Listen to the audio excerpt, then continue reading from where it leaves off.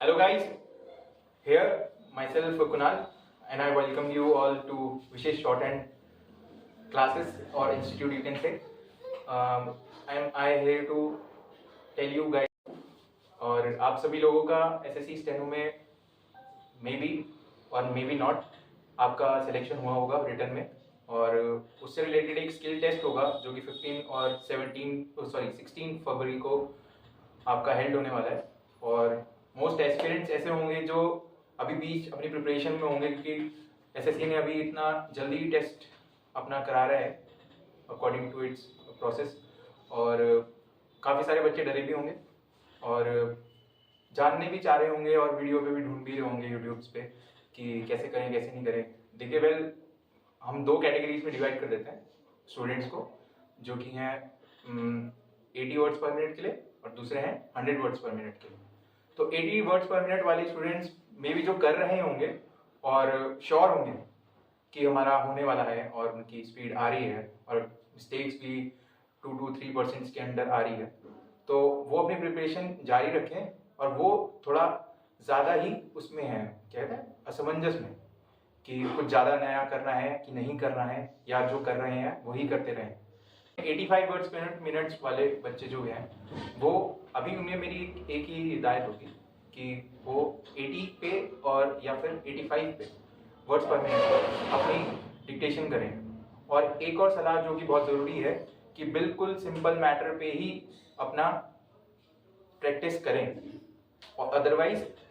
जो कि आपका कॉन्फिडेंस है लूज कर जाएगा अगर आप एक डिफरेंट मैटर्स पे जाने लगेंगे और डिक्टेशन लिखने लगेंगे। मैं आपको बता रहा हूँ ये प्रैक्टिस हमने भी करी है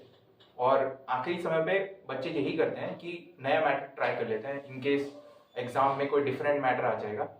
पर लेकिन जो आप करते आ रहे हैं वही करिए और रादर आई वुड से कि आप बिल्कुल सिंपल ही रखिए। अगर ज़्यादा से ज़्यादा आपको करना है तो आप जो प्रीवियस ईयर की डिक्टेशंस हैं अवेलेबल आप उनको ही प्रैक्टिस करिए, वो आपके लिए बहुत ही हेल्पफुल होंगे। हाँ, तो जब आप ये मैटर लिख रहे होंगे तो उसमें जाहिर सी बात है टफ मैटर्स आएंगे और एक और बात एसएससी की खासियत ये है कि वो 80 वाले मैटर्स को ज़्यादातर स्पीड कम होने की वजह से ना वो अपने वर्ड्स उसमें टफ डालते ही हैं और जो कि बच्चे वहाँ पर ही फंसेंगे। अदरवाइज उसमें जो सिंपल वर्ड्स हैं वो बहुत ही आसानी से कोई भी अगर नॉर्मल स्टूडेंट कर रहा है प्रैक्टिस वो निकाल जाएगा, उस पेपर को आराम से निकाल जाएगा। और मैं यही कहूँगा जो सिंपल वर्ड्स हैं उन्हें ही प्रैक्टिस करें मल्टीपल टाइम्स। ये इंग्लिश वालों के लिए भी और हिंदी वालों के लिए भी दोनों के लिए कंपलसरी है। Otherwise I am telling you कि आपका पेपर जैसा जा रहा है वैसा नहीं जाएगा अगर ये सिंपल स्टेप्स आपको फॉलो करने हैं जो कि मैं अभी दोहराता हूँ। सिंपली आपको क्या करना है, सिंपल मैटर्स लिखने हैं, ज़्यादा से ज़्यादा प्रीवियस मैटर लिखो अगर लिखना है तो, और जो कि आपकी शॉर्ट फॉर्म्स हैं इंग्लिश के और हिंदी के लिए ये दोनों के लिए हैं आप लिख सकते हैं। और जो भी प्रैक्टिस करें आप मल्टीपल टाइम्स लिखे एक मैटर को, वही रादर देन सफिशिएंट है आपकी प्रिपरेशन के लिए। और मैं वो भी करता हूँ कि आप वेल ही करेंगे आपके एग्जाम में अगर आप सिंपल स्टेप फॉलो करेंगे तो। और अब हम बात करेंगे सेकंड कैटेगरी की जो मैंने डिवाइड करी थी, एक 80 वर्ड्स पर मिनट पे और एक 100 वर्ड्स पर मिनट पे। तो अब अभी हम 100 वर्ड्स पर मिनट वाले स्टूडेंट्स के लिए खासकर बात करेंगे और जो कि ग्रेड सी बोलते हैं हमारे एसएससी स्टेनो में, और 100 वर्ड्स पर मिनट के लिए स्पीड रहेगी। और 100 वर्ड्स पर मिनट बोलने के लिए 100 वर्ड्स पर मिनट है और रादर देन अब मैं यही कहूँगा कि 80 वाले मैटर में आपके वर्ड्स ज़्यादा हार्ड आते हैं as compare to 100 words per minute, but जो कि वहाँ पर स्पीड 100 रहती है इसी वजह से वो हमें ऐसा लगता है कि वो ज़्यादा टफ है। हाँ आई वुड से कि टफ है, बट अगर आप उस स्पीड पे लिख रहे हैं जो कि बच्चे कर रहे हैं प्रैक्टिस 100 और 105 तक आप प्रैक्टिस करते रहिए और सिंपल ही मैटर्स लिखिए क्योंकि इस बार वैकेंसीज का जो नंबर है वो काफ़ी ज़्यादा ह्यूज है as both C and D दोनों में। और इसीलिए एसएससी आई वुड से कि बहुत ही सिंपल मैटर तो नहीं, मीडियम या मॉडरेट मैटर रखेगा और मिस्टेक्स जो है बच्चे कमिट करते ही हैं उसको मद्देनज़र रखते हुए बोल रहा हूँ मैं ये। और मैं ये भी ऐड करना चाहूँगा कि जो आप डिक्टेशन लिख रहे हैं वो सिंपल ही रखिए और ज़्यादा टफ मैटर्स के पीछे आप ना जाइए क्योंकि आपका मोराल बिल्कुल टूट जाएगा अगर आप